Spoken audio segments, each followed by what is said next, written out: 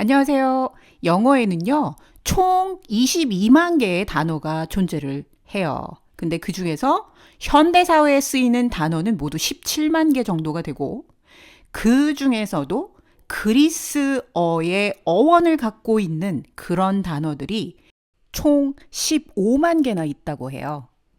그만큼 그리스의 문화가 갖고 있는 영어에 대한 영향력이 엄청나다는 걸 알 수가 있어요. 요새 새로 시작한 드라마 중에 시지푸스라는 드라마가 있더라고요. 그걸 보면서 제가 이 그리스 어원이 얼마나 중요하며 그게 영어에 얼만큼 영향을 미치고 있는지에 대한 걸로 영상을 한번 만들어 봐야 되겠다 하고 생각을 했고요. 생각을 해보니까 실생활에서도 그리스 신화의 바탕을 둔 그런 idiomatic expression을 사실 사용하고 있더라고요. 예를 들면은 I have been trying to eat more healthy, but chocolate is my Achilles heel.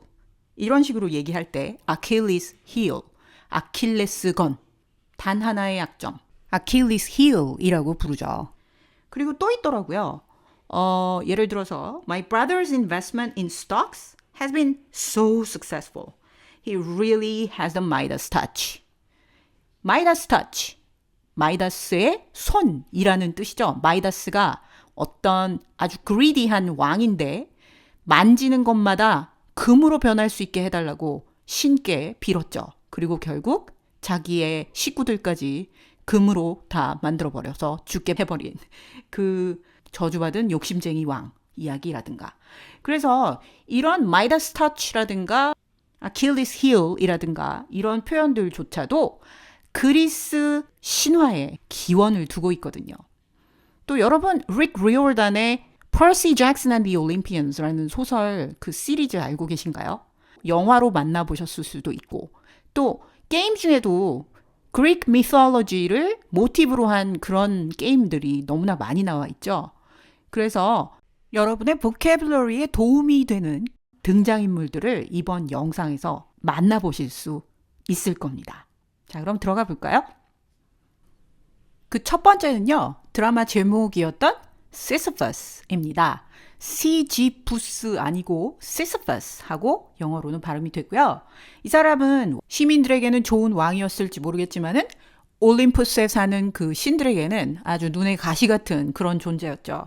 왜냐하면 eavesdropping, 뭐 엿듣기라든가 아니면 tattletailing, 일러바치기를 한다든가 아니면 뭐 권모술수 쓰기, 그래서 디셉션을 한다든가 이런 식의 잔기술을 가지고 신들을 속여먹기를 여러 번 해서 제우스한테 굉장히 미움을 받게 돼요. 그래서 제우스가 벌을 내리죠. 결국 엄청나게 큰 바위를 끊임없이 헤이디스, 그 저세상이죠. 저세상의 언덕에서 밑에서부터 영원히 끌어올려야 되는 그런 벌을 받게 되죠. 그래서 우리가 흔히 쓰는 영어 표현 중에 Sisyphean task라는 표현이 있어요. 이게 무슨 뜻이냐면 보기에도 굉장히 해도 끝이 없고 고통만 따르는 아무 결실이 없는 그런 지루하고 어려운 그런 일을 Sisyphean task라고 합니다. 그래서 여기 나오는 이 단어 a boulder, 이게 뭐냐면 엄청나게 큰 이 돌, 엄청 큰 바위 돌을 boulder라고 해요. 그리고 feudal이라는 단어 함께 알아두시면 굉장히 좋은 단어예요. 헛된, 뭔가 fruit이 없고 결실이 없는 아주 허망한 그런 뜻을 가진 아주 자주 쓰이는 그런 단어니까요. 함께 알아두시고요. Sisyphean task is basically feudal in nature. 그도 그럴 수밖에 없는 게 시시푸스의 운명이요. 아주 영원히 가파른 언덕에서 바위를 굴려야만 하잖아요. 잠시 쉬게 되면 그 바위는 또다시 언덕 밑으로 굴러 떨어질 것이고 그럼에도 불구하고 쉴 수 없이 다시 바위를 굴려 올라가야만 하는 그런 숙명의 사람이기 때문에 굉장히 비운하죠. 불행하죠. 다음은 크로노스예요. 크로노스는 zeus의 아버지죠. 올림피안이 아니라 올림피안의 전세대인 타이탄이라고 하죠. 어쨌든 시간의 신으로 알려져 있죠. 여기 그림에 보시면 hourglass가 보이고 scythe 갖고 있고 굉장히 엄격한 그런 아버지의 이미지 얼굴을 하고 있는데 유명한 이유가 크로노스 본인이 자신의 아버지인 유레이너스를 거세를 시킨 후에 이게 아주 메스드업하죠. 그 그리스 신화는 뭐 아버지, 어머니 이런 거 없습니다. 그냥 막 죽이고 막 어페어도 갖고 아주 어쨌든 이 크로노스가 아버지인 유레너스를 제거하고 그 자리에 오르죠. 세상을 지배하게 되는데 자기도 똑같은 운명에 놓이게 될 거다라는 예언을 듣게 돼요. 그래서 자기 와이프가 낳는 아이들을 하나씩 하나씩 잡아먹죠. 그래서 유명해졌죠. 어쨌든 영어 단어 중에 chronological, chronic 이 두 단어가 크로노스에서 왔어요. 시간을 뜻하는 그런 의미를 갖고 있는 어원이 바로 여기에 존재하는 거죠. chrono 보이시죠? chronic. 그래서 chronological 그러면 시간의 순서대로의, 연대기의 이런 뜻을 갖게 되고 chronic 그러면 장기간에 걸친. 그래서 chronic diseases 뭐 장기간에 걸쳐서 갖고 있는 질병을 뜻하겠죠. 이런 식의 단어에서 크로노스를 만나보실 수 있답니다. 결국은 예언대로 아들인 zeus에게 팽당하게 되죠. 이 오타입니다. 한국어로는 제우스 이렇게 3syllable이 되지만 영어로는 1syllable이에요. zeus 하시면 되거든요. zoo 동물원이죠. 거기다가 S 살짝 붙이신 발음하고 똑같습니다. zeus 하시면 되고요. 로만 네임으로는 주피터라고 하죠. 그런데 여러분 주피터 목성이죠. 하늘에 있는 그 다른 행성. 주피터에 보면은 새텔라이트이 굉장히 많아요. 주피터 주변을 돌고 있는 위성들이 굉장히 많죠. 그 위성들의 이름에 혹시 관심을 가진 적이 있으신가요?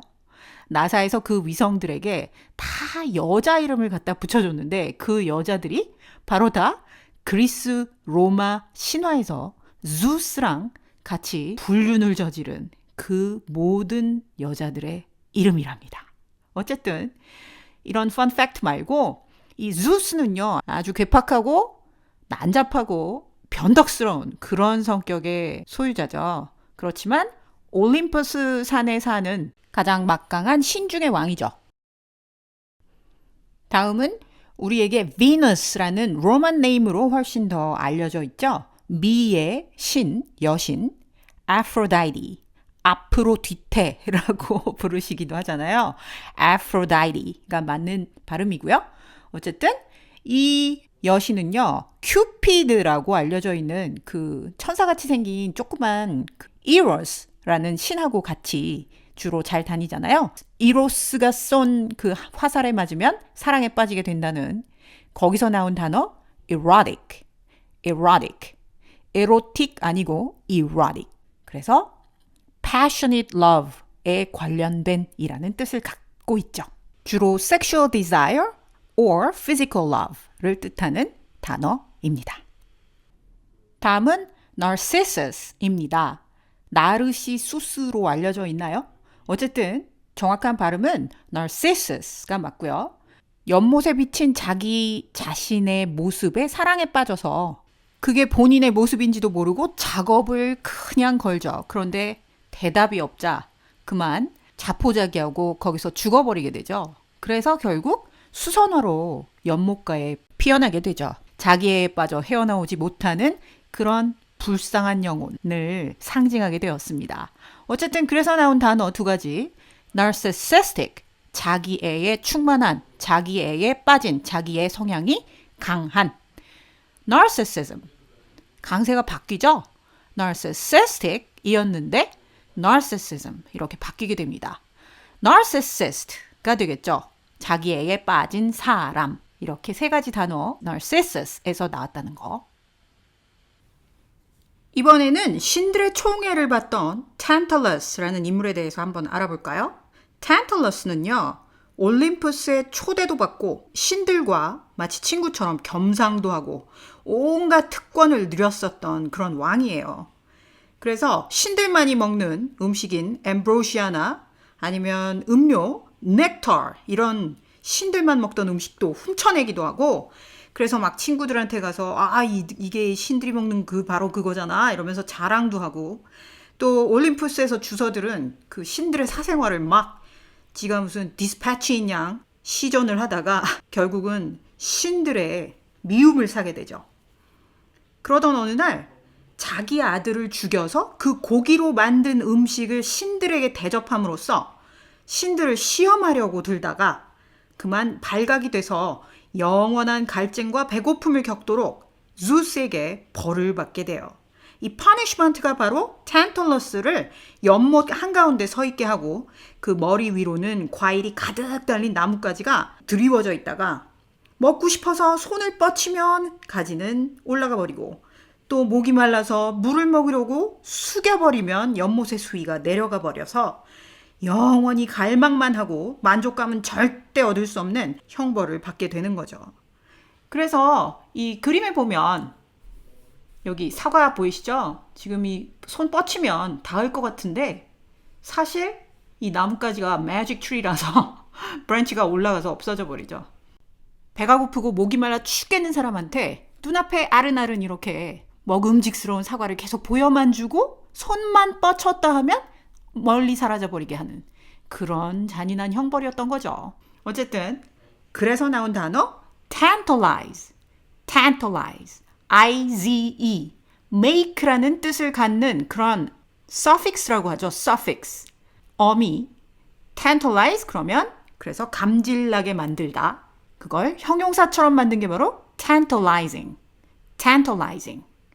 이 두 단어가 tantalus라는 이름에서 나왔답니다. 불을 훔쳐다 준 프로메테우스 신화는 아마 많이들 알고 계실 것 같아요. 영어 발음은요, Prometheus, Prometheus라고 하고요. Intelligence, Wisdom, 그리고 예지력, Foresight, 이런 능력으로 명망이 높았죠.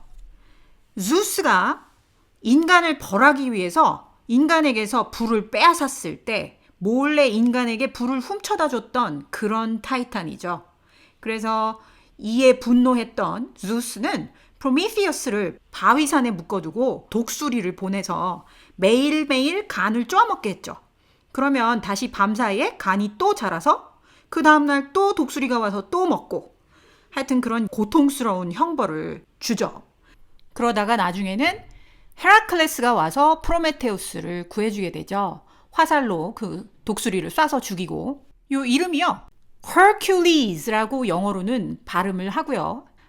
그리고 헤라클레스라고 써있는 그 괄호 안의 표기는 그리스어식 표기예요. 어쨌든 프로미테우스는 에피메테우스라는 남동생이 있었어요. 그런데 이 사람들의 이름이 아주 재미있는 뜻이 있어요. Prometheus, 둘로 나누면 프로와 미테우스 이렇게 되죠. 이때 프로는 for, forward, forehead에서 쓰이는 그 for, F-O-R-E, 요런 의미를 갖는 그런 말인 반면 에피메테우스의 epi, E-P-I, 얘는 반대로 after라는 뜻이에요. 그럼 미테우스가 뭐냐? 미테우스는 thought라는 뜻이거든요. 그래서 프로미테우스는 생각을 앞서 하고 계획도 하고 굉장히 사리분별을 미리미리 하는 용이 주도한 사람인 반면 에피메테우스는요, 생각은 나중에 하는 그런 사람인 거죠. 그래서 생각을 나중에 한다는 건 무슨 뜻이냐? 일단 저지르고 생각은 주로 나중에 후회로 하는 그런 사람을 뜻해요. 그래서 프로미테우스와 에피메테우스에서 나온 이 두 가지 어원, 프로와 에피, 이 두 가지 어원을 배워보시라고 제가 이 형제의 이름을 이 얘기에 집어넣어 봤어요. 여러분, 프롤로그 들어보셨죠? 로그는 말을 하는 거죠. 프롤로그니까 앞에 말을 하는 겁니다. 앞머리에 하는 말. 에필로그는요, 드라마 같은 게 다 끝나고 나서 나중에 끝맺음을 위해서 하는 말인 거죠. 이렇게 외우시면 편하겠죠? 왜 프롤로그가 앞에 나오고 에필로그가 뒤에 나오는지.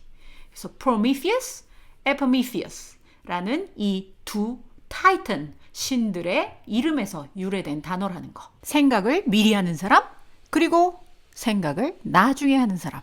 이렇게 두 형제 얘기에서 나온 거예요. Pandora and Pandora's Box. 이 이야기는 너무나 잘 알고 계시잖아요. 사실 프로메테우스가 인간들을 불쌍하게 여겨서 불을 훔쳐다가 갖다 준 거잖아요. 그것 때문에 화가 난 zeus가 프로미테우스를 벌을 줬다는 얘기 좀 전에 제가 해드렸었잖아요. 그런데 프로미테우스를 벌 준 것만으로 끝날 성격의 zeus가 아니거든요. 완전 뒤끝 장렬인 성격이라 그 수혜를 받았던 인간들도 벌을 주려고 고심을 하게 되죠. 그래서 만든 첫 번째 여자, 그게 바로 판도라입니다. 이 판도라는요, 결국 인간들이 꼴 보기 싫어서 만든 zeus의 또 다른 punishment in disguise 였던 거죠. 어쨌든 예언, 예지 능력이 있었던 프로미테우스는 에피메테우스에게 신이 주는 어떤 선물도 절대 받아서는 안 돼, 이렇게 미리 얘기를 해뒀죠. 그렇지만 에피메테우스는 생각은 나중에 하는 애잖아요. 그러다 보니까 덥석 zeus가 보낸 이 아름다운 여자랑 결혼을 하게 되죠. 그리고 웨딩 선물로 받은 이 판도라's box를 판도라로 하여금 열게끔 판도라를 만들 때부터 판도라의 심장 안에다가 호기심을 가득가득 채워 넣었다고 하죠. 그래서 판도라의 막대 먹은 호기심 덕분에 이 세상에는 인간을 슬프게 한 온갖 질병, 전쟁, 시기, 질투, 나쁜 거랑 나쁜 거는 다 쏟아져 나오게끔 만들고 맨 밑바닥에 호프만 바닥에 남아있게 됐다. 그래서 인간은 아무리 시련을 겪어도 희망만은 결코 잃지 않게 된다. 뭐 이런 썰이 나오게 된 거죠. 어쨌든 이 판도라의 이름에 P-A-N, 이 보이시죠? P-A-N. 이 부분이 바로 봐둬야 될 어원입니다. all를 뜻해요. 별거 없고요. 모두라는 뜻이에요. 그럼 Dora는 뭐냐? Dora는 gift예요. 그래서 모든 선물을 다 신들에게 받고 축복받은 것처럼 만들어진 이 여인이라는 의미의 이름이죠. 이름으로는 정말 예쁜데 얘를 만들 때 의도가 워낙 사악하게 만들었기 때문에 어쨌든 이 판도라가 온 세상에 evil이란 evil을 전부 다 쏟아놓은 장본인이 되었죠. 그래서 pan이 들어간 단어 두 개를 제가 여기에 제시해 봤는데요. pandemic, 여러분 좋아하시나요? 코비드 이후에 제일 자주 보는 단어 중에 하나죠. pandemic의 pan, all around라는 뜻입니다. 모든 사람이 다 걸려든 그런 질병. 그 다음 panacea, cure all이라는 뜻이죠. 그래서 만병통치약을 뜻하죠. 이렇게 PAN이라는 어원은 all, 모든 것, 이런 뜻을 갖고 있다는 거 기억하시고요. 다음은 하데스, 헤이디스라고 발음이 되고 로만 네임으로는 플루토로 알려져 있는 염라대왕의 카운터파트죠. 이분은 생김새나 하는 일에 비해서 굉장히 지고지순한 사랑을 하는 그런 직진남이에요. 또 집착도 좀 쩔어서 퍼시포니라는 여자를 납치에다가 자기 체리엇에 태우고 결국 자기 나라로 데리고 가서, 지하 왕국이죠. 거기로 데리고 가서 퀸으로 만들고 또 친정집에는 가지도 못하게 하고 그런 좀 집착이 쩌는 남자 신이죠. 사실 퍼시포니는요, Goddess of Agriculture로 알려져 있는 디미터의 딸이죠. 데메테르라고 하죠. 디미터라고 영어로는 발음이 되는데 이 퍼시포니가 그 디미터의 딸이기 때문에 세상의 모든 농작물의 life and death 그리고 그 사이클을 관장하는 그런 역할을 했었죠. 그런데 이 딸내미가 저 세상으로 끌려가자 디미터가 낙심을 해서 슬퍼만 하고 일을 안 하니까, 그리고 딸내미가 없으니까 작물들이 하나도 안 열리게 돼서 막 사람들이 엄청 배를 골고 기아에 시달리게 되었다고 하죠. 어쨌든 이렇게 헤이디스가 집착하던 여인네 퍼시포니의 다른 이름이요, Proserpine 하든가 아니면 NA 하고 끝내셔서 proserpina 이렇게 발음하거든요. 어쨌든 이 잘 보시면요. 이 부분 이게 사실 스펠링이 좀 바뀌기는 했지만 prosperity라는 이 부분하고 비슷한 이런 스펠링을 갖게 되죠. 그래서 Persephone라는 그 이름 Proserpine 또는 Proserpina에서 다시 prosperity 이렇게 변화함으로써 번영 wealth, fertility 이런 것을 뜻하는 그런 단어가 태어났다고 하죠. 또 하나 재미있는 게요. 로만 이름이 플루토죠. 이 플루토에서 나온 plutocracy라는 단어가 있어요. 여기 plutocracy 보이시죠?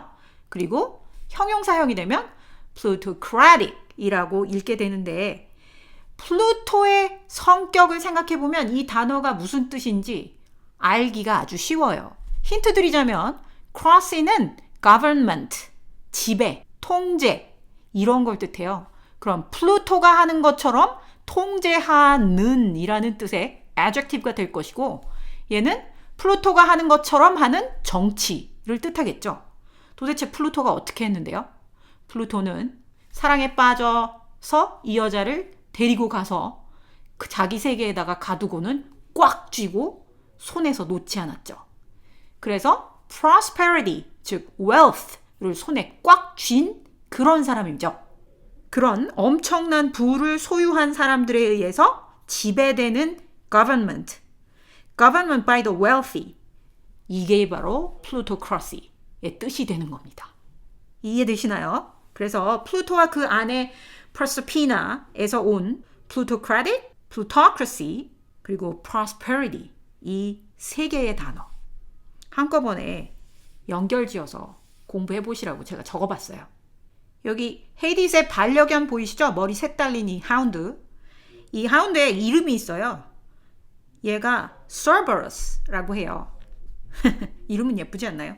어쨌든 지옥문을 지키다가 산자의 고기만 골라서 먹고 죽은 자만 지옥으로 패스시키는 그런 역할을 하는 지옥의 게이트 수문장입니다. 어쨌든 헤이디스의 애견이고요. 대망의 마지막 슬라이드네요. 명품 이름 에르메스 아니고요. Hermes, 헤르메스라고 알려져 있는 Herald God, 신들의 전령입니다. Hermes라고 영어식으로는 읽고요. 로만 네임도 있습니다. Mercury, 로만 네임이니까 당연히 라틴어로 무슨 뜻이 있겠죠. Mers가 무슨 뜻이냐? 여기 보이시죠? M-E-R-C. 요 Mers가요. Goods, merchandise, commodity라는 뜻을 갖거든요. 그래서 Hermes는 the god of commerce라는 그 이름에 딱 맞는 진짜 라틴어 이름을 갖고 있는 거죠. 그래서 여기 제가 적어놨는데 com이 with라는 뜻이고 merce는 goods니까 당연히 goods를 가지고 하는 일, commerce, 상업이 되는 거죠. 아주 신들 사이를 종횡무진 오가면서 딜링이란 딜링은 다 해내고 그런 아주 꾀가 많은 이 신한테 딱 어울리는 이름이 바로 Mercury인 거죠. 이해되시죠? 또 Mercury는요. 수은이라는 금속의 이름이기도 하죠. 수은은 상온에서 리퀴드로 존재하는 유일한 금속이죠. Economics and Finance에서 liquidate, 즉 액체화하다, 직역하면 그런 뜻이 되지만 liquidate라는 동사는 비즈니스를 접고 에셋 전부 다 팔고 몽땅 다 현금화하다라는 그런 뜻이 되죠.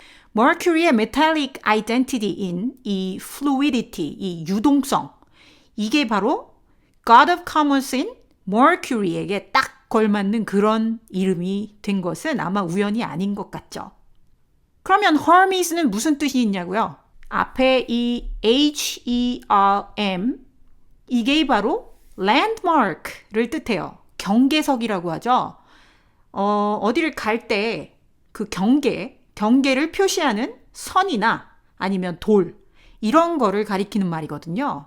그렇다면 이 Hermes가 날아다니는 경계를 넘나드는 그런 신이다. 아까 herald god라고 얘기했잖아요. 신들과 신들 사이를, 지옥과 이승 사이를 왔다 갔다 왔다 갔다 종횡무진하는 이런 신이다 보니까 Hermes라는 이름조차도 이승과 저승의 경계, 그리고 신들과 인간 사이의 경계를 막 넘나들면서 자유롭게 트레이드 딜링을 하던 이 꽤 많은 장사꾼 같은 이 신한테 딱 맞는 이름인 거죠. 아까 헤이디스하고 퍼시포니의 얘기 해드렸잖아요. 헤이디스는 prosperity, 즉 wealth를 딱 붙들고 안 놓으려고 하는 반면 Hermes는요, prosperity, 즉 퍼시포니를 데리고요, 이승과 저승의 경계를 넘나들면서 wealth를 상징하는 퍼시포니를 데리고 왔다 갔다 움직이는 역할을 하죠.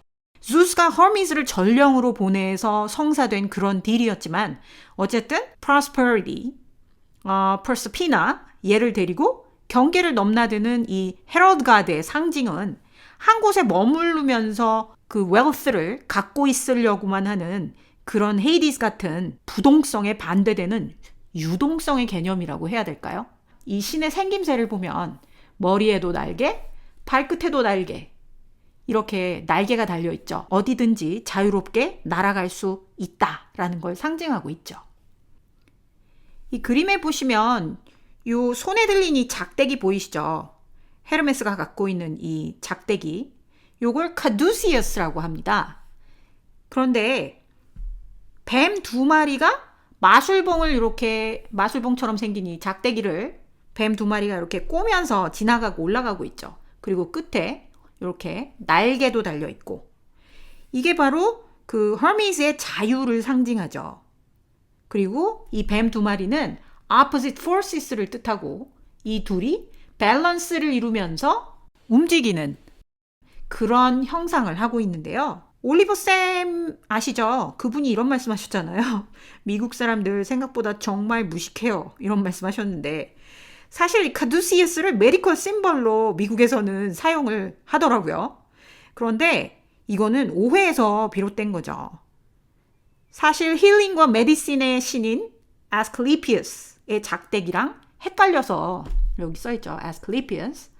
이 rod of Asclepius의 형상은 어떻게 생겼냐면 이 작대기 하나에 뱀 한 마리가 이렇게 꼬면서 올라가고요. 여기가 머리입니다. 그리고 윙이 없어요.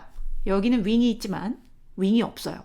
이렇게 생긴 게 바로 아스클리피우스의 rod거든요. 그런데 이 미국 사람들은 이런 디테일에 별로 신경을 안 쓰다 보니까 뱀 작대기 얘를 메디컬 심벌로 쓰지 뭐 똑같이 생겼네. 그래서 갖다 쓰기 시작했나 봐요. 어쨌든 요런 로고는 WHO의 로고에서 찾아보실 수가 있죠. 그래서 The Rod of Asclepius 요거랑 Caduceus는 약간 구분될 필요가 있는데, 이런 것까지는 뭐 모르셔도 좋지만 만약에 이거 이름을 아신다 그러면 느낌이 어떠냐면 외국인이 단군 신화를 아는 그런 느낌이랄까?